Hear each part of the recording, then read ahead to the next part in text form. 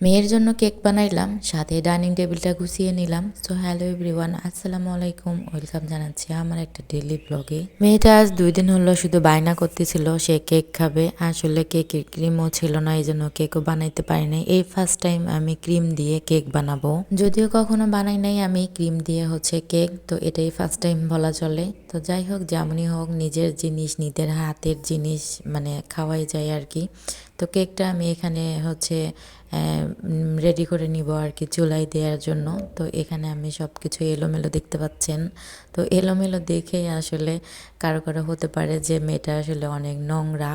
তো যাই হোক, আমার কিছুই করার নেই, কাজ করতে গেলে এমন একটু হবেই। তো আমি কোনো রকম বা যেরকমই ছিল আমি ওইভাবেই ক্যামেরাটা ধরেছিলাম। তো আমার আশেপাশে কেউ নেই, মেয়েটাকে একটু পাশের রুমে দিয়ে আমি কাজগুলো করতেছিলাম। তা না হলে ও অনেক অস্থিরতা করতো বা কাজ করতেও দিত না। ও বলতো মা বারবার করে বলতো যে বানাও তাড়াতাড়ি করে খাবো এগুলো। তো এই জন্য আমি ওকে পাশের রুমে দিয়ে আমি আমার কেকটা রেডি করতেছিলাম আর কি। এই টাইপের কাজগুলো করতে এত পরিমাণে সময় লাগে, অনেক সময় গেছে আমার এগুলো তৈরি করতে। তারপরেও আমি হাল ছাড়ি নাই, কারণ মেয়েটা খেতে চাইছে। সন্তান যদি কোনো কিছু মায়ের কাছে আবদার করে, আসলে সেটা যদি না করে খাওয়ানো হয়, সেই মায়ের মনটা আসলে কেমন লাগে বলেন। মাঝে মাঝে আমি যখন ফেসবুক চালাই বা টিকটক চালাই, তখন যদি কেকের কোনো ছবি আসে বা ভিডিও আসে, সে দেখে বলে মা আমাকে একটু এমন কেক বানাই দিবে। তো আমিও বলি যে হ্যাঁ বানাই দিব, তখন তো আর ওর সামনে না করতে পারি না যে বানাই দিব না। তো এখানে চুলার উপরে আমি কেকটা দিয়ে দিয়েছি, পাশাপাশি আমি অন্য কাজগুলো করে নিব আস্তে আস্তে। তো ওকে আমি পাশের রুম থেকে নিয়ে এসে এই তো রুটি বানাইতে দিছি যে মা চলো আমরা রুটি বানাবো। আসলে যদি না বানাইতে দিতাম তাহলে ও অনেক চিৎকার চেঁচামেচি করতো। তো এগুলো আসলে ভালো লাগে না। মা যদি সন্তান যদি কোনো কান্না করে, আসলে মায়ের অস্থিরতা লাগে, আমারও ঠিক তেমনই হয়। তো ওকে এই যে রুটি আস্তে আস্তে বলছে যে ধরো এগুলো একটু ভাজো। তো বলতেছে হ্যাঁ মা আমি তোমাকে রান্না করাই দিব। তো এই যে আমি রুটিগুলা ছেঁকে নিচ্ছিলাম সকালের নাস্তার জন্য। বাচ্চা নিয়ে আসলে কাজ করাটা অনেক কঠিন, তারপরেও আমরা কাজ করি, কারণ সন্তান ছাড়া আমরা কিভাবে থাকবো। ওকে যতই পাশের রুমে রেখে আসি না কেন, তারপরেও যত ঘন্টা থাকবে তত ঘন্টাই ওর কথা আসলে আমার মনে হয়। তো এই তো আমার কেকটা হয়ে গেছে, দেখেন পুরো কালারটাও মোটামুটি সুন্দর আসছে, যদিও অতটা ফলে নাই, হয়তো বা পারফেক্ট হয় নাই, কিন্তু তারপরেও খাওয়া যাবে আর কি। কেকটা যখন আমি ঠান্ডা করতে দিছি বা চুলা থেকে নামাইছি, আমি কিন্তু আমার মেয়েকে বলি নাই যে আমি কেক বানাইছি। ও দেখলেই তো বললাম যে চাবে।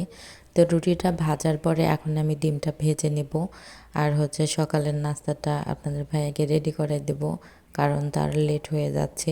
সে নাকি আজকে রুটি দিয়ে গুড় দিয়ে খাবে, খেজুরের গুড়। আর একটা মিষ্টি ছিল, সেই মিষ্টি দিয়ে আমি খেজুরের গুড় দিয়েছিলাম, সাথে ডিম ভাজি দিয়েছিলাম।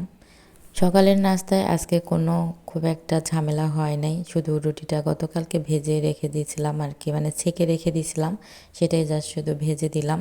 আর এখানে বেশ কয়েকটা পরিমাণে রুটি বেশি হয়ে গেছে, সেটা আমি বক্সে করে ফ্রিজে রেখে দেব। রুটিটা যদি একটু বেশি পরিমাণে বানানো থাকে তাহলে হয়তো বা সকালের নাস্তাটা চাপটা একটু কমে যায়, সকালে আস্তে আস্তে উঠলেও কোনো সমস্যা হয় না। এই তো আস্তে আস্তে আমি আমার কেকটা গতকালকে আমি ঠিক করে রেখেছিলাম উপরে ক্রিম দিয়ে, যদিও অতটা পারফেক্ট হয় নাই, শেপ হয় নাই, বা হাতে কোনো রকম চামচ দিয়ে আমি উপরে শেপটা করে নিয়েছিলাম। তো যাই হোক, কেমন হয়েছে আমার কেকটা অবশ্যই কমেন্ট করে জানাবেন। এই প্রথম আর কি আমি ক্রিম দিয়ে কেক বানাইছিলাম। আর এই তো রাতের বেলা আপনাদের ভাইয়া টেবিলটা কেমন করে অগোছালো করে রাখছে, তো সেটা আমি ঠিক করব এখন, কারণ সে ভাত খায় প্লেটটাও উঠায় না, এভাবে রেখে দেয়।